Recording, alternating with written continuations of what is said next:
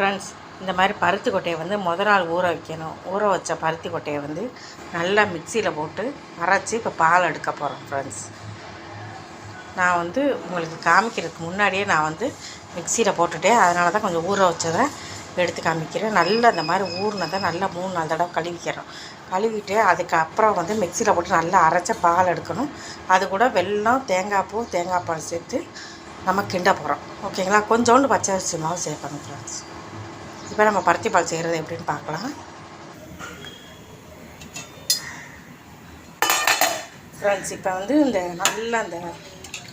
பால் வந்து பருத்தி பாலை அரைச்சி நல்லா பால் எடுத்தாச்சு. இதை வந்து நம்ம இப்போ அடுப்பில் வச்சு நம்ம கிண்ட போகிறோம்.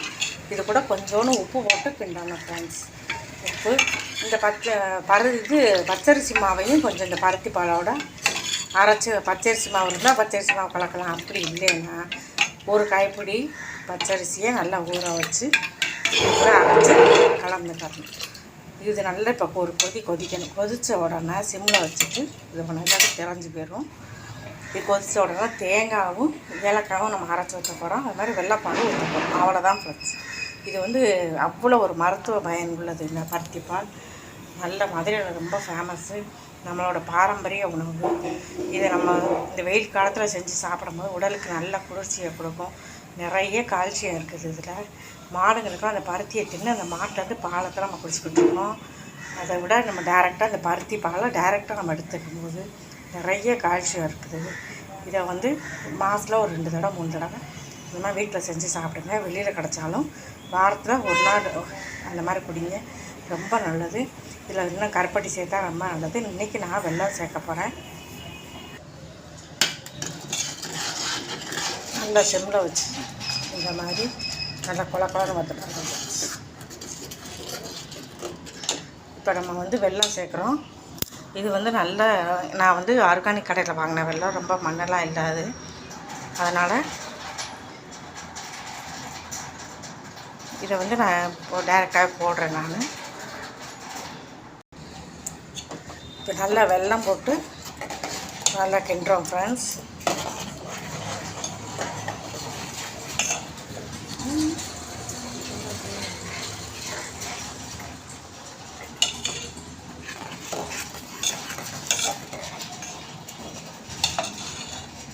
இந்த மாதிரி கிண்டிட்டு நல்லா ஒரு 10 நிமிஷம் நம்ம மூடி வச்சுருவோம். நல்லா அது பாட்டு வேகட்டும்.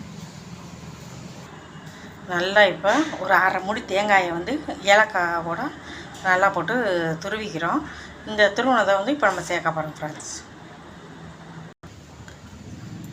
நல்லா இப்போ பாருங்கள், தேங்காய் பூ போட்டாச்சு. தேங்காய் பூ போட்டு வெல்லமும் போட்டாச்சு, தேங்காய் பூ போட்டாச்சு. தேங்காவோட மறக்காமல் ஏலக்காய் போட்டு சேர்த்துக்கோங்க. நல்லா இப்போ பாருங்கள் ஃப்ரெண்ட்ஸ், நல்லா கொலன்ட்டு ஒரு அருமையான பருத்தி பால் ரெடி. ஃப்ரெண்ட்ஸ்,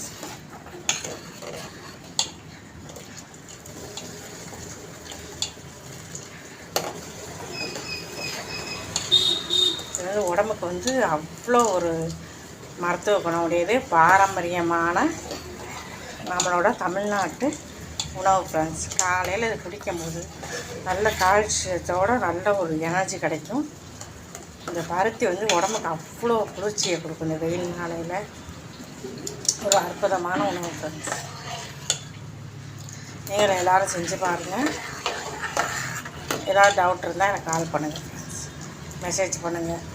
உங்களுக்கு இந்த பருத்தி பால் சாப்பிட்ற ஆசையாக இருந்தால் மெசேஜ் போடுங்க. உங்களை எங்கள் வீட்டுக்கு ஒரு நாள் நான் வர வச்சு நான் நேரடியாகவே நான் உங்களுக்கு செஞ்சு தரேன். Friends, thank you.